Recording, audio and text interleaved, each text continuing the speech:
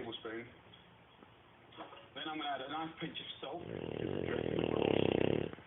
and a little pinch of pepper. And I'm just going to mix that up. So that is basically pomegranate dressing. And that, taste it, think about it.